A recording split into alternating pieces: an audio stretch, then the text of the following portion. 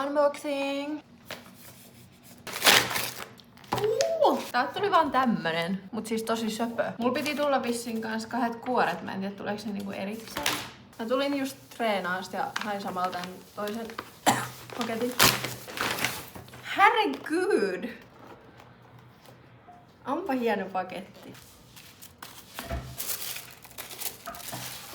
Mulla on tällä hetkelläkin tähtikuoret, niin nyt on vähän erilaiset ja värikkäämmät, kesäisemmät tähtikuoret.